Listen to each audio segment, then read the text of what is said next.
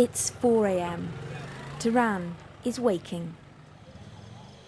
Not far from the centre, over 100 young men queue up outside the British Gurkha camp, desperate for the chance to serve a country and a queen thousands of miles away. Today we got one hilly district, that's Dharan, and we got 5 Tarai districts. Normally they're farming background, especially in Tarai district, they're farming backgrounds, and hilly district also farming background. But nowadays most of the boys from the hills do come down to the cities, near the cities, for a better education, better life, or probably better facilities as well. Yeah. As dawn breaks, the potential recruits, or PRs, are moved down the line. This year, the recruiting campaign was bigger than ever before. Recruiting officers advertised on every one of Nepal's 72 radio stations and travelled to all corners of the country, gathering young men together on football pitches, tennis courts and in cafes.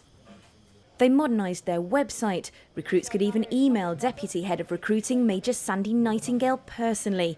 And they did. I do get quite a few emails from PRs asking some quite various questions, from are my teeth okay, with photographic evidence. What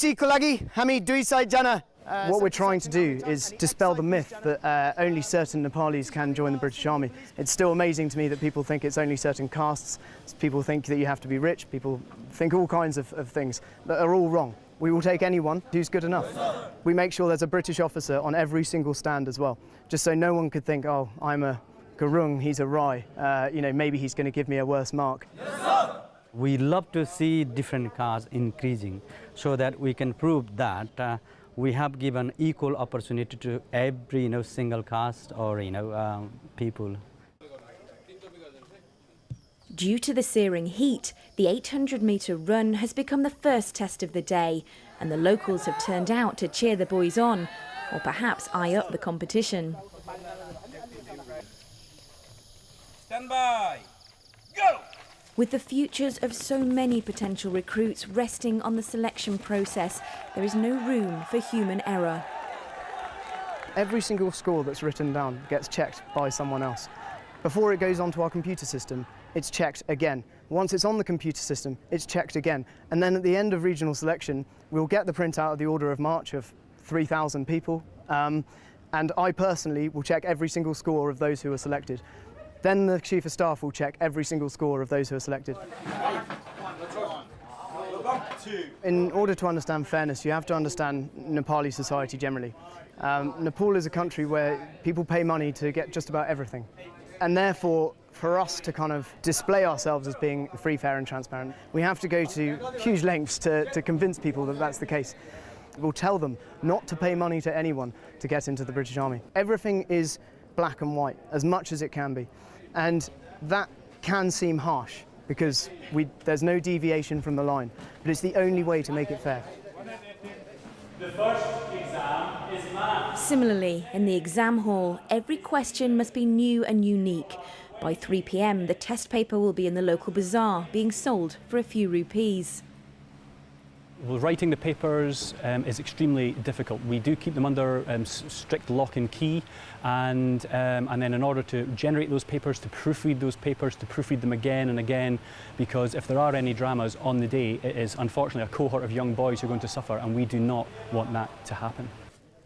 One focus of this year's campaign has been to filter out potential problems early to avoid wasting recruits' efforts, emotions and money.